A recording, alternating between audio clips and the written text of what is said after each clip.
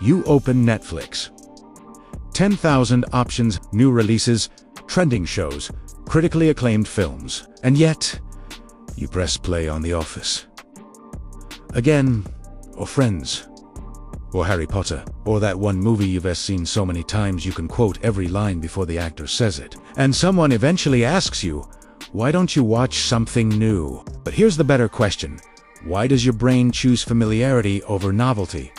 In a world obsessed with the new, because this isn't laziness, it's psychology. And once you understand what's actually happening in your mind when you rewatch the same content, you might stop feeling guilty about it.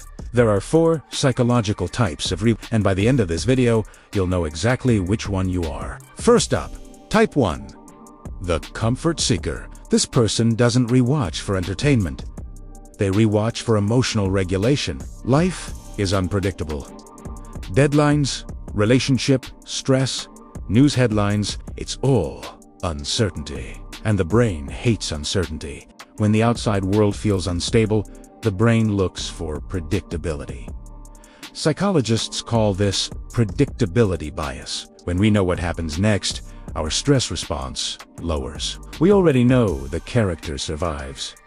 We know the conflict resolves. We know the joke is coming. That certainty reduces anxiety.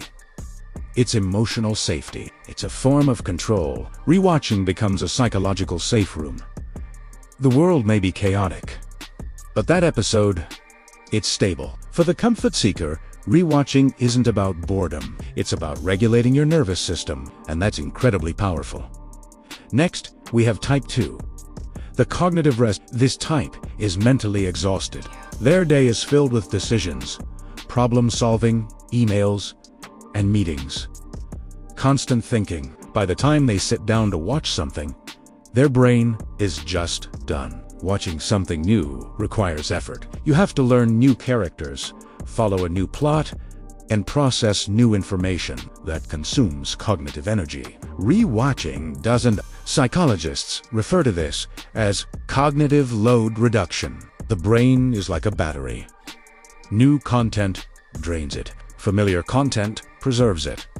When they rewatch, they don't need to think. They can just exist. It becomes mental white noise. Comfort without effort.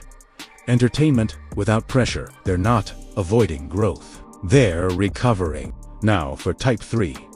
The nostalgic anchor. This one goes deeper. For this person, the show isn't just a show. It's a time capsule.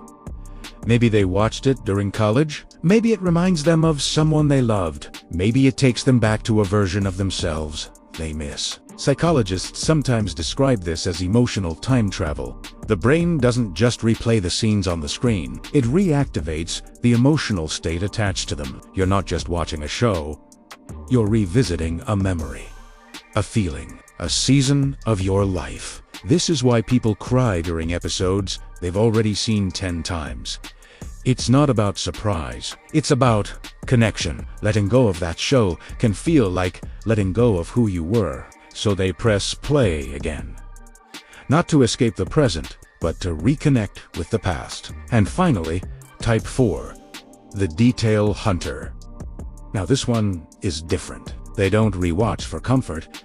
They rewatch for mastery. They believe every story has layers, hidden jokes, foreshadowing, background details, micro-expressions, symbolism. Psychologists often link this pattern to high openness to experience and analytical thinking. For them, watching once is just surface. The second watch is where the real experience begins. They catch things they missed, connections they didn't see, subtle choices in acting or writing. It becomes a puzzle, a world to explore more deeply. They don't see rewatching as repetition. They see it as discovery.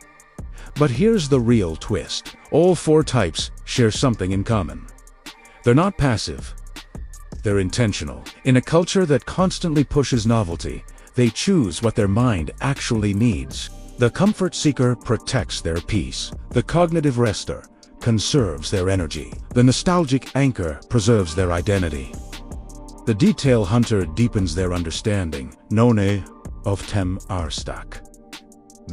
And here's something even more interesting. Research shows that familiarity activates reward centers in the brain. We actually experience a dopamine hit, not just from novelty, but from anticipation. When you know your favorite scene is coming, your brain lights up before it even happens. Familiarity doesn't kill pleasure, it can enhance it. So maybe the people who constantly chase new content aren't necessarily more evolved. Maybe they're just wired differently. Some brains crave stimulation, others crave stability, and both are valid. It raises a bigger question. Does watching something new make you more interesting? Or does knowing what brings you comfort make you more self-aware? In a world that pressures you to always upgrade, maybe choosing familiarity is a quiet act of self-understanding. Maybe rewatching isn't about the show at all. Maybe it's about you. So which one are you? The comfort seeker, the cognitive the nostalgic anchor, or the detail hunter? Drop a comment and tell me your comfort show. And if this changed how you see your own habits, subscribe. Because understanding the mind changes how you see yourself. And we're just getting started.